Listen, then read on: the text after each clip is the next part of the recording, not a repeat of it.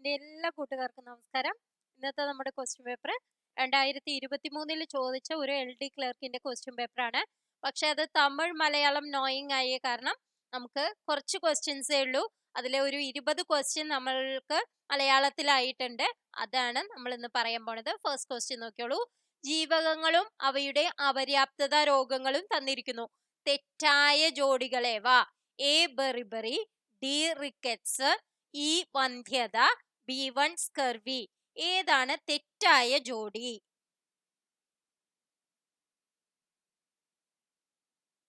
Answer എന്താണ് വരിക? Beriberi എന്ന് പറയുന്നത് ബി ആണ് അല്ലെ? അപ്പൊ ഇത് തെറ്റാണ്. പിന്നെ എന്താണ് സ്കർവി? ഏതാ ഉണ്ടാവുക? സ്കർവി വിറ്റാമിൻ സി ആണ് സ്കർവി അല്ലെ? അപ്പൊ ഇത് രണ്ടുമാണ് തെറ്റായിട്ടുള്ളത്. 1ഉം 4ഉം. നെക്സ്റ്റ് ക്വസ്റ്റ്യൻ നോക്കാം. നവജാത ശിശുക്കളുടെ കേൾവി വൈകല്യം കണ്ടുപിടിച്ച് സൗജന്യ ചികിത്സ നൽകുന്നതിനായി കേരള സാമൂഹ്യ മിഷനും കേരള ആരോഗ്യ മിഷനും ചേർന്ന് നടപ്പാക്കുന്ന പദ്ധതി ഏതാണ്? Answer A Kathoram. Next question. താഴെ പറയുന്നവയിൽ ഹൃദയപേശിയുമായി ബന്ധപ്പെട്ട ശരിയായ പ്രസ്താവനകൾ ഏതെല്ലാം? കുറുകെ വരകൾ കാണപ്പെടുന്നു. സ്പിൻഡിൽ ആകൃതിയുള്ള കോശങ്ങൾ അനൈച്ഛിക ചലനങ്ങൾ സാധ്യമാക്കുന്നു. ഐച്ഛിക ചലനങ്ങൾ സാധ്യമാക്കുന്നു.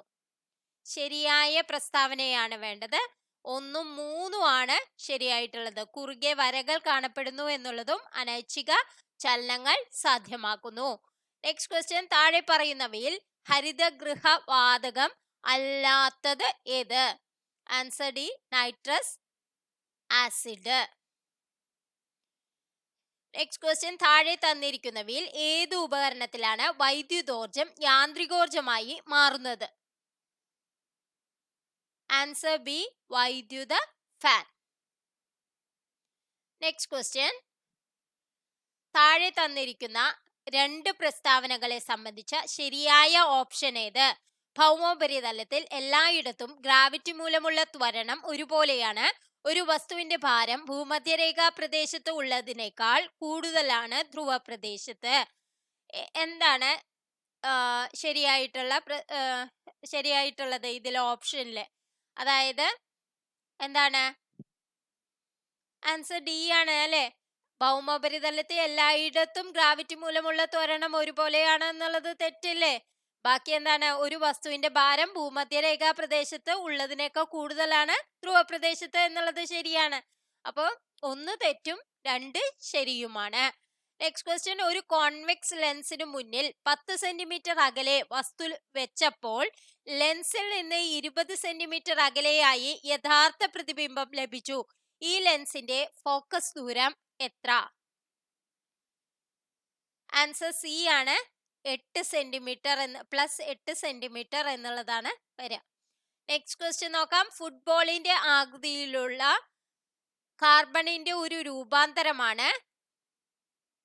Answer C fullerene.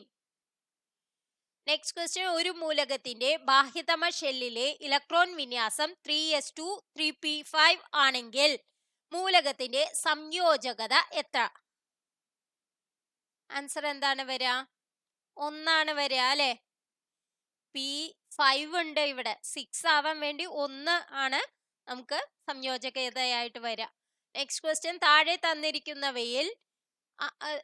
തന്നിരിക്കുന്ന അയിരുകളിൽ ഒരു സൾഫൈഡ് അയിരിന് ഉദാഹരണമാണ്.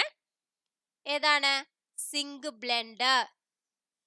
Next question. വിവേകോദയം മാസികയുടെ സ്ഥാപകൻ. ആൻസർ എന്താ വരിക? കുമാരനാശാൻ.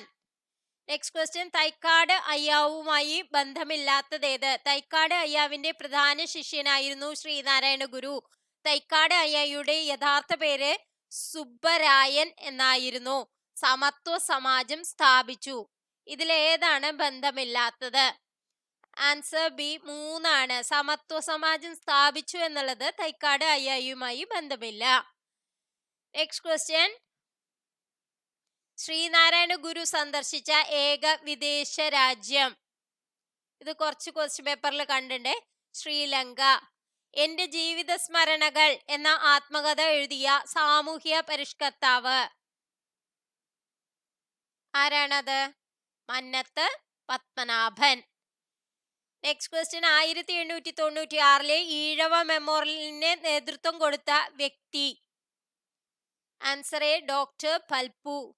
വൈകുണ്ഠസ്വാമികളുമായി ബന്ധപ്പെട്ട പ്രസ്താവന ഏത്? അയ്യാവഴി എന്ന മതം വൈകുണ്ഠസ്വാമികൾ സ്ഥാപിച്ചിരുന്നു. തിരുവിതാംകൂർ ഭരണത്തെ നീചഭരണം എന്ന് വിശേഷിപ്പിച്ചു. ദക്ഷിണേന്ത്യയിൽ ആദ്യമായി കണ്ണാടി പ്രതിഷ്ഠ നടത്തി. ബന്ധപ്പെട്ട പ്രസ്താവന ഏതാണ് വരിക? ഇവയെല്ലാം അല്ലെ. നെക്സ്റ്റ് ക്വസ്റ്റ്യൻ, അയ്യങ്കാളിയെ ഗാന്ധിജി സന്ദർശിച്ച വർഷം. Answer C, 1937. നെക്സ്റ്റ് ക്വസ്റ്റ്യൻ, ഓരോ പള്ളിയോടൊപ്പം ഓരോ സ്കൂൾ എന്ന സമ്പ്രദായം കൊണ്ടുവന്നത് ആരാണ്? കുര്യാക്കോസ് ഏലിയാസ് ചാവറ. നെക്സ്റ്റ് ക്വസ്റ്റ്യൻ, അടുക്കളയിൽ നിന്ന് അരങ്ങത്തേക്ക് എന്ന നാടകം എഴുതിയത് ആരാണ്? PT Bhattathiripad. Next question, Vakkom Abdul Khader മൗലവിയുടെ പ്രസിദ്ധീകരണം ഐക്യ മുസ്ലിം സംഘം, സ്വദേശാഭിമാനി പത്രം, ഇസ്ലാമത സിദ്ധാന്ത സംഗ്രഹം. ആൻസർ എന്താണ്? ഇവയെല്ലാം എന്നുള്ളതാണ് ആൻസർ. അപ്പൊ ഇന്നത്തെ വീഡിയോ നിങ്ങൾക്ക് എല്ലാവർക്കും ഉപകാരപ്രദമായി എന്ന് വിശ്വസിക്കുന്നു. Thank you for watching.